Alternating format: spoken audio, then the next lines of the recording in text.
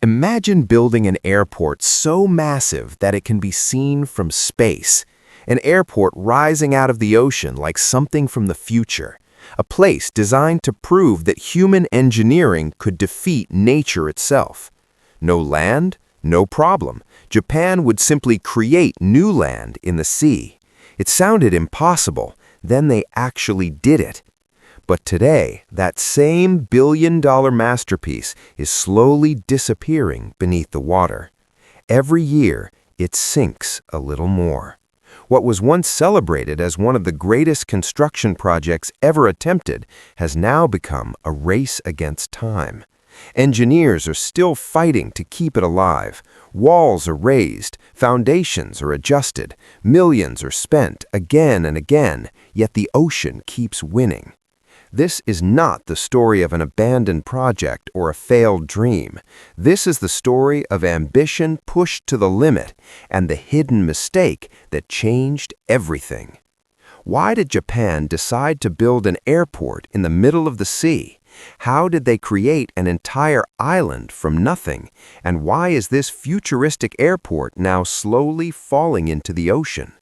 What nobody expected was that one small miscalculation would turn a global symbol of progress into one of the world's most expensive struggles. This is the shocking story of Japan's floating airport that is now sinking. Japan has always been known for doing what other countries hesitate to even imagine. High-speed trains, earthquake-resistant skyscrapers, robotic factories, bulletproof precision. Japan built a reputation on turning impossible ideas into reality. After the destruction of World War II, many believed Japan would take generations to recover. Instead, the country rebuilt itself faster than anyone thought possible. Within decades, it became one of the most advanced nations on Earth. So, when Japan wanted to solve a major airport problem in the Kansai region, they didn't choose the easy option. They chose the impossible one. The cities of Osaka, Kyoto, and Kobe were growing rapidly. Business was booming. Tourism was rising. Existing airports were crowded, noisy, and surrounded by dense neighborhoods. Expanding them was almost impossible because homes and buildings covered nearly every available space. There was another problem, too. Many of the open lands nearby were farmland. Farmers refused to sell. Communities pushed back. Political battles were growing. Japan needed a new international airport, but there was nowhere to put it. So officials came up with a radical solution. If land was unavailable, they would build their own. Instead of fighting over space on land, Japan would create an artificial island 4 kilometers offshore and place a giant airport on top of it. It sounded like science fiction. At the time, no country had ever built an international airport of that scale completely in open water. The risks were enormous. Construction costs would be massive.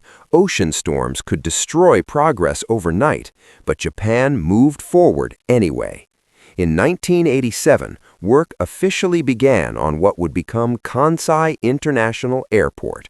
To understand how bold this project was, imagine trying to build a city-sized platform in the sea, then placing runways, terminals, bridges, roads, fuel systems, and millions of tons of infrastructure on top of it. First, engineers had to create the island itself. The seafloor in that area was soft clay and mud. That meant the ground underneath was unstable. Before building upward, they had to strengthen what was below. Millions of drains and vertical pipes were driven deep into the seabed to squeeze water from the soft soil and compress it. Massive seawalls were built around the future island using giant concrete blocks and steel barriers. Then came the filling process. Mountains were cut apart. Soil and rock were transported in endless waves, truck after truck, ship after ship, load after load. Eventually, an entire island rose from the ocean, and it was enormous. Then the airport began to take shape, a sleek terminal designed by world-famous architects, long runways stretching across the new island, a bridge connecting the airport to mainland Japan. At the time, it became one of the longest bridges of its kind. The world watched in amazement. Japan had done it again. But beneath the applause, trouble had already begun. Engineers knew from the beginning that the island would settle downward over time. That happens when heavy weight is placed on soft ground. The seabed compresses and structures slowly sink. The real question was not if it would sink. The question was how much. Experts studied the clay below the ocean floor. Some warned the sinking could be severe. Others gave lower estimates. After calculations and debates, officials approved designs based on more optimistic numbers. That decision would haunt the project for decades. As construction continued, the island began sinking faster than expected. At first, people were concerned, but not panicked. Large projects often face movement during early stages.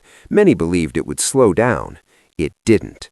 The more weight added to the island, the more pressure forced the weak seabed downward. By the time the airport was nearing completion, the island had already sunk far beyond comfortable levels. Still, there was too much money invested to stop, too much pride, too much momentum, so Japan pushed forward. In 1994, Kansai International Airport officially opened, and it was stunning. Passengers arrived at a futuristic terminal surrounded by ocean. Planes landed on runways that seemed to float on water. Travelers from around the world praised the experience. For a moment, it looked like total victory. But here's the twist. The sinking never stopped. Year after year, the island continued dropping. What engineers hoped would stabilize kept moving lower. Maintenance crews had to constantly monitor every section. Floors, pipes, walls, drainage systems, and foundations all had to be adjusted. Even small changes in height created serious risks because airports require extreme precision. Runways must remain level, drainage must work perfectly, flood defenses must stay reliable. When an airport sits just above sea level, every centimeter matters. So engineers began fighting back. Hydraulic jacks were installed in parts of the terminal structure to slowly raise sections of the building as the ground beneath moved. Seawalls were reinforced and lifted higher. New protections were added. Constant measurements became part of daily life. This was no longer just an airport. It had become a patient on life support. And keeping it alive was expensive. Millions upon millions of dollars were spent to slow a problem that could never be fully reversed. Then, nature delivered another warning. In 2018, a powerful typhoon slammed into the region. Storm surge pushed seawater over defenses and flooded parts of the airport. Runways were submerged, operations were disrupted, thousands of travelers were stranded. Then another disaster struck during the same crisis. A tanker ship drifted into the bridge connecting the airport to the mainland, damaging the vital link. Suddenly, one of the world's most advanced airports was isolated in the sea. Passengers were trapped, transportation froze, images spread worldwide. For many people, it was the first time they realized how vulnerable this miracle airport truly was. Because sinking ground is dangerous enough, but sinking ground combined with rising seas, stronger storms, and massive operating pressure creates an entirely different threat. And yet, Japan refused to give up. Repairs began quickly, engineers adapted once again, systems were improved, defenses were upgraded, the airport reopened and continued serving millions of passengers. That determination says everything about why this story matters. Most countries would never have attempted this project. Some might have abandoned it after the early warning signs. Japan chose to keep fighting. Still, the emotional cost behind this struggle is rarely discussed. Imagine dedicating years of your life to creating one of the greatest engineering achievements on Earth, only to watch it slowly disappear. Imagine being an engineer who helped design it, knowing every solution buys time, but not permanence. Imagine workers maintaining the airport day and night, adjusting structures inch by inch while the sea waits below. For travelers, Kansai is just an airport. For Japan, it became something deeper. A symbol of ambition, a symbol of resilience, and also a reminder that even brilliance has limits. The financial pressure has been enormous, too. Construction costs exploded far beyond early estimates. Maintenance never truly ends. Every upgrade, every reinforcement, every flood defense adds another bill. But shutting it down would create its own crisis. The Kansai region depends heavily on the airport for tourism, business, exports, and international travel. So the choice became clear. Keep paying, keep repairing, keep adapting, keep fighting gravity itself. What nobody expected was that a project once built to solve a land shortage would become a permanent engineering battle. Yet there's another side to this story.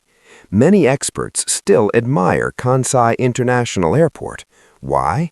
Because despite everything, it works. It has survived major storms. It continues handling flights. It inspired other offshore airport projects around the world. That means it is not simply a failure. It is a masterpiece built on flawed assumptions. And that difference matters, because failure means nothing was learned. But Kansai taught the world priceless lessons about coastal engineering, soil behavior, climate risk, and long-term infrastructure planning. Sometimes progress is expensive. Sometimes progress comes with scars. Sometimes the first version of greatness struggles, so later versions can succeed. Today, planes still land there, passengers still walk its halls, lights still glow across the water at night. From a distance, it still looks like the future. But underneath that polished surface, the clock keeps ticking. The island continues to settle, the ocean remains patient, and engineers continue their endless contest with nature. In the end, Japan's floating airport is more than a shocking headline about something sinking. It is the story of human ambition daring to challenge the sea. It is proof that genius can build wonders, but cannot always control the forces beneath them. And maybe that is why this airport fascinates the world so much, because it represents both victory and vulnerability at the same time. Japan created land where none existed. They built an airport where only water stood.